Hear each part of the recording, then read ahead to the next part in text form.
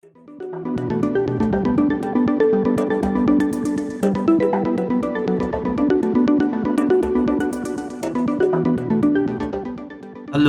thank you very much to the both of you, all the three of you, for inviting me.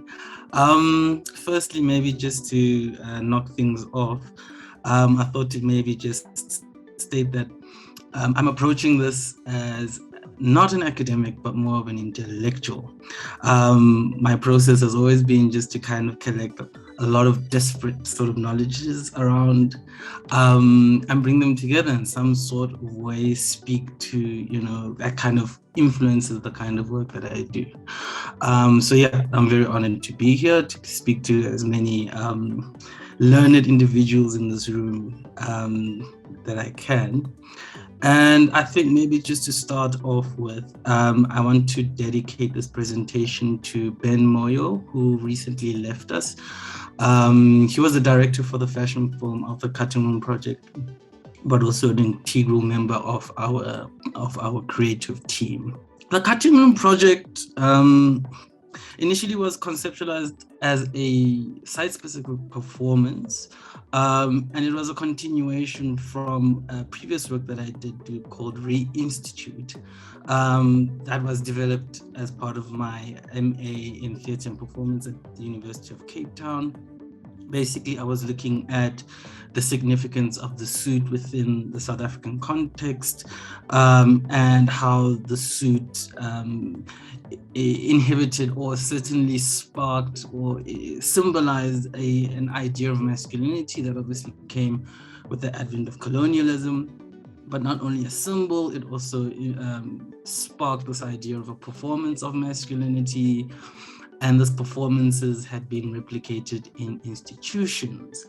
These institutions are ones that we see today as white, heteropatriarchal, and racist institutions that are still evident in much of South Africa since it was colonized by Britain. And then obviously there was also a lot of Dutch influence.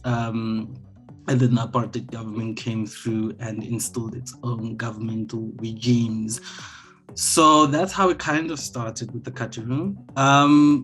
But then what happened is that we had some sort of restrictions to how we were able to present the work.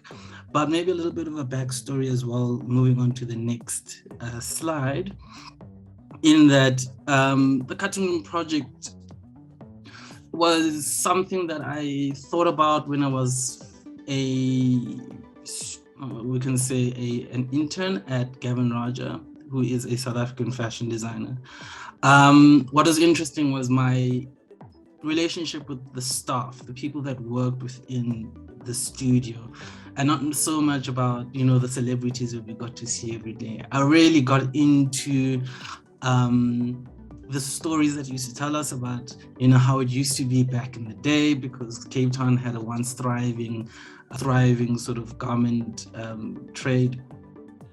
And so I thought one day I would do some sort of a documentary to kind of speak to the experiences of the staff that kind of worked within the space that was trending quite a lot, or that was kind of thriving at one point.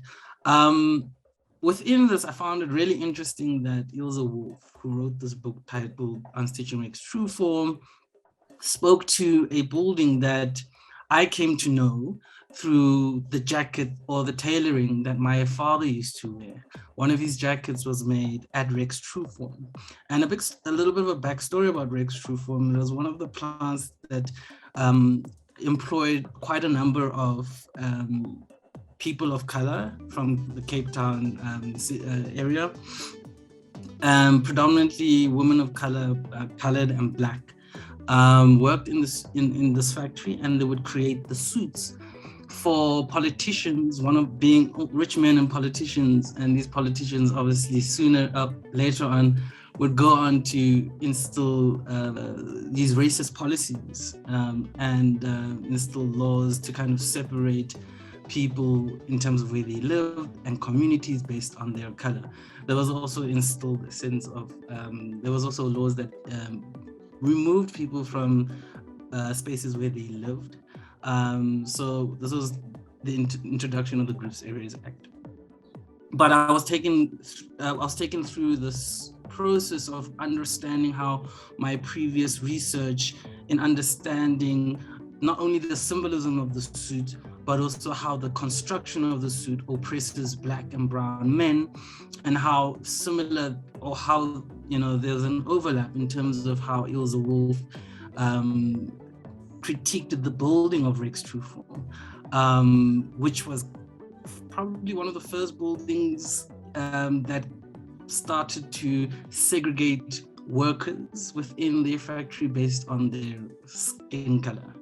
And it was quite interesting because the architect, Max Polanski, would go on and work for the Cape Town government, and it is said to believe that he was one of the pre-proponents before the legislation of the Separate or Groups Areas Act, in terms of creating the floor plan, or the living system, or the system that Cape Town would come to be known as today's. In terms of its spatial planning, what you have in Cape Town is the city center is more of a space that is seen to be inhabited by white South Africans or white foreigners, and they would come and buy up spaces within the city, whilst people of color live on the outskirts, very far away from the center of the city. So within Unstitching Rex Trueform, Ilse Wolff gave, just to confirm my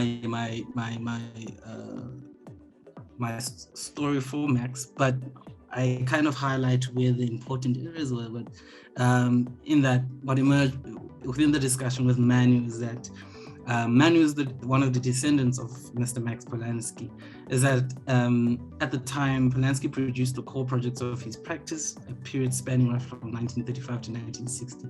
The production of the modern architecture in Cape Town was intrinsically linked to industry, economy, and the capitalism. The nature of the resulting buildings being less high art objects, as is the case with the European counterparts. Moreover, the modern industrialization in Cape Town, together with state endorsement, spawned buildings that would ultimately become functionalist testimonies to the manner in which white industry and Black labor shaped the social fabric of the city. It was quite interesting actually in the research that whilst there was actually a downward current or a downward trend within the production industries in Cape Town, Rex Trueform managed to stay functioning until even today, which it's now rebranded or has been bought by another company.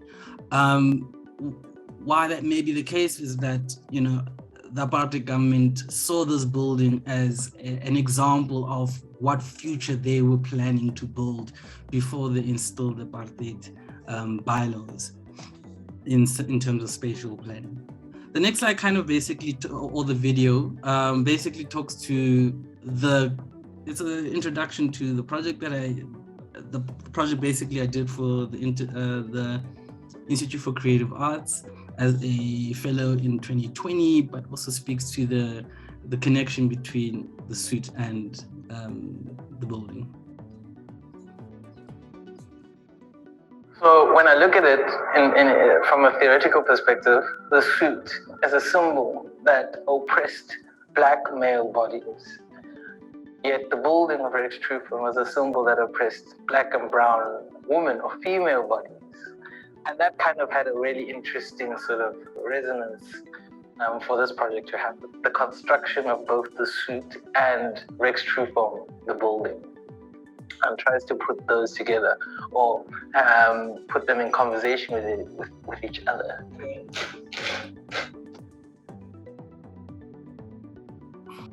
So you'll have to apologize. There seems to be a problem with the formatting. But basically, I was just looking at what are the educational strengths of the project, because, this was initially a site-specific performance, but it ended up becoming a performance intervention. But what does that do within the context of art? How can art kind of help to kind of not necessarily cover the cracks, but essentially do the work that has been missing for such a long time. And other than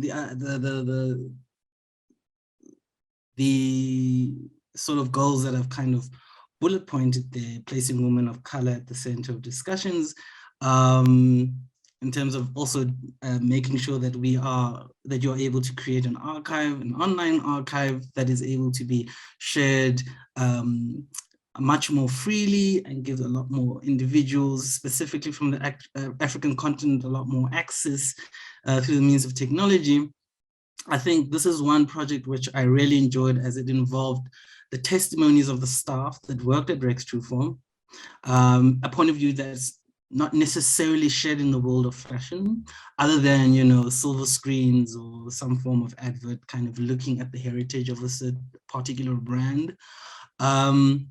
And also looking at how this managed to connect clothing to the site of its making. That was very important, including the politics that govern that site. And therefore, and that the politics being colonialism and apartheid. So somehow these clothes have been given a sense of spirit, memory. There's also a sense of hauntology within the creation of the work. Clothes live, I guess, far beyond, well, beyond the inhabitants or the original purchaser of the garment. Sometimes I walk past garments on the street and I wonder where they come from. And, you know, in many ways, this kind of created that sense of resonance. I think also as the African Fashion Research Institute, what was important for us, or rather, what was the important building blocks, kind of showed itself within this work, in that we are trying to build or do the work that, you know, highlights African designers that are not necessarily part of the curricula, or designers who are showcased overseas, but, you know, due to issues like visa applications and differences within currencies, we don't necessarily have the privilege to be able to travel to go see the achievements of our held up high designers. So I think that was really important as for Afri. It was one of our early sort of points of where we wanted to kind of create change in terms of what we think fashion education can look like. But I think what is really interesting is knowing that this project not only involved the testimonies of the young, but also involved the of the old, but it also involved the testimonies of the young. But it also showed how the garment manufacturing trade in Cape Town entered their homes. It grew as generational trade.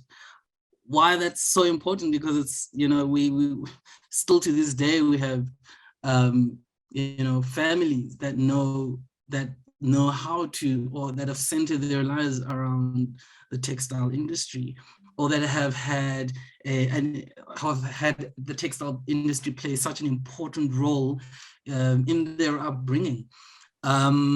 And you have often find 3 generations of women working in the factory. But also what was interesting in that, relating the idea of the suit, which I kind of saw as ideologically developed around this idea of European greatness. When you look at, you know, the story of Rex Trueform and the fact that kids were, or people at home were fitted with the suits, it kind of gives a different narrative. This idea that what is standard in South Africa as the standard size 36, for example, could have been modeled on a person of color back home. What was kind of the suit that was fitted on one of the politicians to pass the bylaws may have been fitted by a person of color back home. So I found that really interesting. And the video that's linked to this slide kind of puts that really across very strongly. Basically, this was just a video that kind of pushed, or that kind of told Lee's story in terms of how his father was linked to, who had sisters who worked in Rex Trueform, and also how her aunt became also a an outsource, or was outsourced later by the company that bought Rex Trueform, but also intrinsically how, that kind of developed his nature as someone that was within the garment trade industry as well. We centered the suit, obviously, and I thought of using this idea of the storyboard as an example of, or rather in a more creative sort of way. I know in the fashion industry, we have storyboards, but we never really show where our insights, our inspirations come from. It's always just the final collection. And so with this work, what we tried to do was to bring the storyboard to life, actually. And us shifting from a live performance into a digital space helped us to kind of get the work, or rather helped us to do that in a very visual way. So what we ended up doing was we had the floor plan of Rex Trueform, we had the original Rex Trueform suit that was given to us, um, which the pattern is on your right-hand side there. And we also had the map of Cape Town interacting with each other. Storyboards were kind of, or rather information was shared in the forms of photographs, Polaroid photographs, that would disappear once you finish hearing the testimonies of the participants. And then obviously the way the aesthetic that it kind of looked, it was more of a stitch sort of aesthetic to kind of work with this idea of tailoring as well. Um, the garments themselves, we created from secondhand garments, which I one day decided, you know what, we need to create a fashion form for this work. And so I sourced former Rex Trueform garments from people online. So I would go on Facebook and I would look for Rex Trueform garments. Some Rex Trueform garments were donated to me as well, which we started to, we used Ilse Wolf's studio as the site of this, deconstruction of the suits to create other things. The next slide, we kind of show you the ideas that we were kind of looking at. Also, the idea that I was looking at was also I was kind of melding into a new idea with the white vests, the wife beaters, because also a part of this research within suits and this idea of masculinities was one that was deeply violent, which I wanted to kind of explore a little bit further. And I think maybe this is really important in that this is largely a team effect. This is work that could not have come together without collaboration. And maybe when we're talking about education for the future, we really need to be invested in this idea of interdisciplinary exchange and transdisciplinary exchange, but also engaging with people's stories from where they come from. It was easy for me because I had been someone who I had my leg into Rex Trueform based on my dad's jacket, but it opened up such possibilities and stories of people that are actually from Cape Town. And within that exchange, I also learned to not center myself within this expression. I really loved being able to step back at moments and let other people tell their stories. Yeah, and I think, in terms of, education, that's probably where the best sort of work comes from, working with people from outside of, what you are usually used to, in digital, in terms of, photography, in terms of 3D graphics and so forth. Yeah, I think that's really a really interesting sort of viewpoint to go through.